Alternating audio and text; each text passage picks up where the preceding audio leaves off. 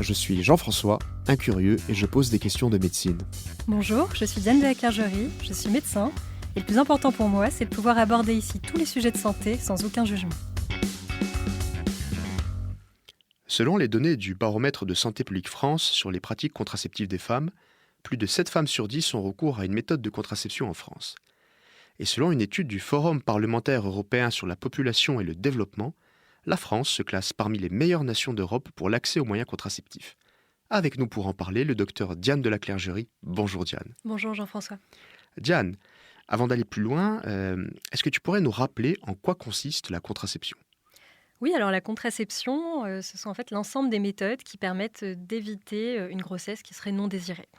La contraception peut être féminine ou masculine, et elle peut être aussi temporaire ou définitive. Et du coup, quels sont les moyens de contraception existants les plus répandus ? Alors, pour ce qui concerne les femmes, les moyens de contraception les plus fréquemment utilisés, ce sont d'abord la pilule, même si son usage a quand même baissé depuis la fameuse crise de 2012.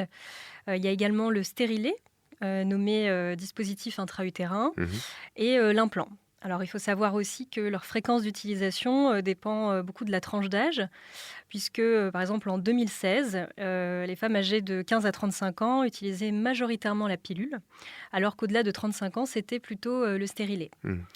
Alors, pour les hommes, c'est évidemment le préservatif qui est le plus utilisé, même si des études montrent qu'il y a une baisse de leur utilisation chez les plus jeunes. Je rappelle quand même que le préservatif, qu'il soit féminin ou masculin, est le seul moyen de contraception qui permet de lutter efficacement contre les IST, soit les infections sexuellement transmissibles. Et si on s'attarde sur les moyens de contraception féminin, il me semble qu'il y en a beaucoup du coup. Comment s'y retrouver ? Alors je dirais qu'il y a 4 grandes catégories. La première, c'est celle de la contraception hormonale, qui est soit œstroprogestative, soit progestative seule, et qui peut être sous forme de pilule, d'implant, de patch, d'anneau vaginal ou encore sous forme d'injection.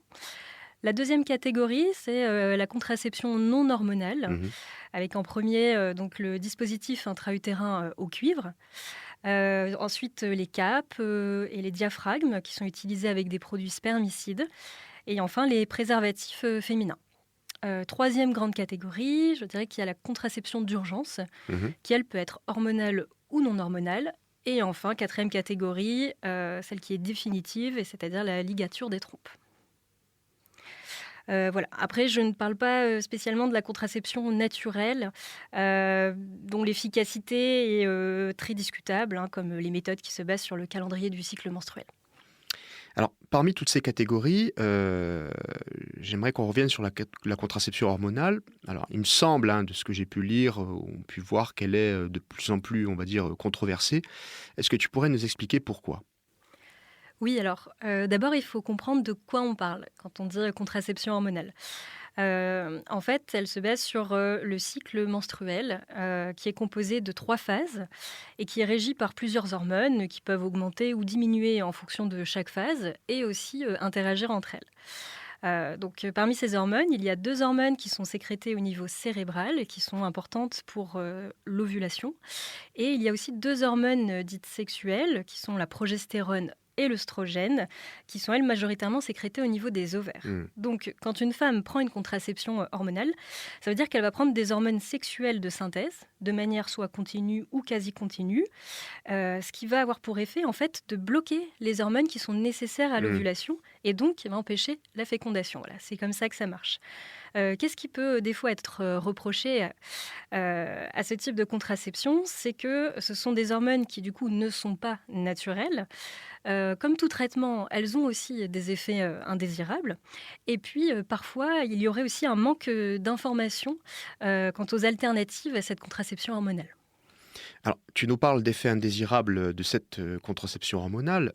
Est-ce que tu pourrais du coup nous les détailler, nous expliquer un peu ? Oui, alors, comme je vous ai dit, il y a globalement 2 grandes catégories de contraception hormonale. D'abord, les œstroprogestatives. qui sont plutôt bien tolérées hein, dans l'ensemble par les femmes. Simplement, elles peuvent avoir des effets indésirables et des fois elles sont déconseillées, voire carrément contre-indiquées chez certaines femmes, Mhm.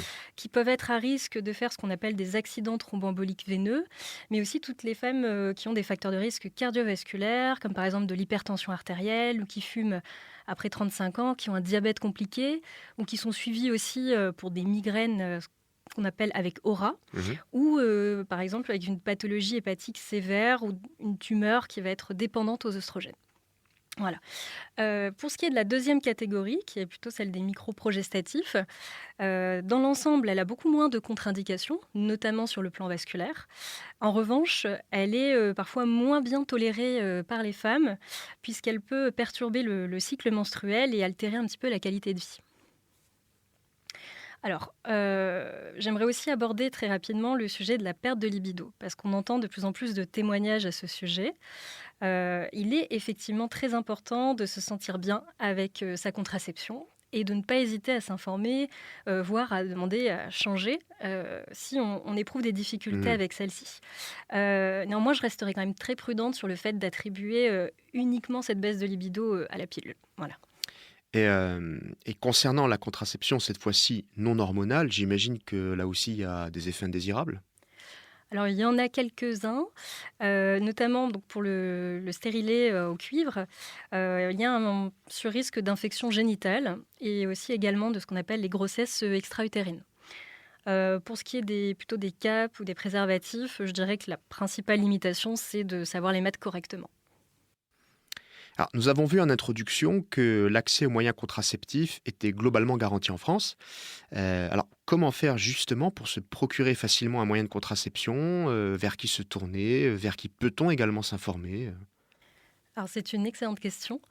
Il faut savoir quand même que pour la plupart des moyens de contraception, une prescription est nécessaire. À ce moment-là, il faut se tourner soit vers un médecin, soit vers une sage-femme ou un centre de santé sexuelle, en sachant qu'il y en a un peu plus de 1000 en France, hein. L'exception étant quand même la contraception d'urgence, Hmm. qui est appelée aussi parfois la pilule du lendemain, et qui, elle, est accessible partout sans ordonnance. Et enfin, une petite précision, les mineurs, elles, sont protégées par le secret. Et au niveau de la prise en charge par la sécurité sociale, comment justement ça fonctionne? Est-ce que c'est totalement gratuit? Alors, ça va dépendre surtout de l'âge de la patiente.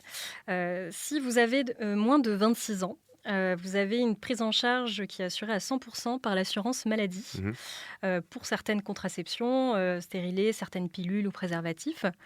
Et vous avez le droit également à un parcours spécifique gratuit avec notamment une consultation annuelle, prise de sang, etc. Si vous avez 26 ans ou plus, là, vous avez certaines contraceptions qui sont remboursables à 60-65%, à compléter éventuellement avec votre mutuelle. Et sachez surtout qu'à tout âge, la contraception d'urgence est prise en charge à 100%. Voilà. Et puis une dernière petite précision, pour les préservatifs masculins ou les personnes qui ne seraient pas couvertes par l'assurance maladie, sachez que vous pouvez vous procurer des contraceptions gratuites dans les centres de santé sexuelle.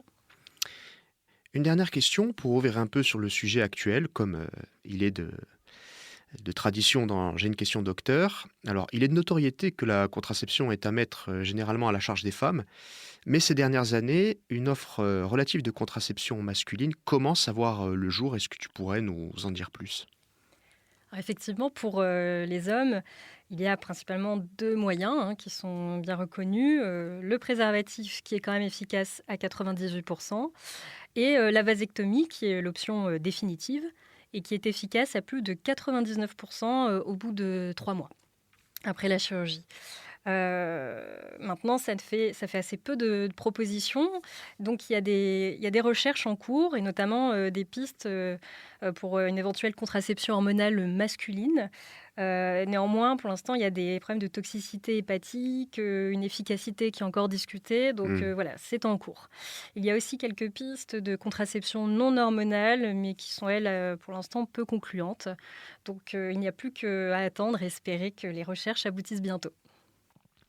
Il est désormais temps de conclure.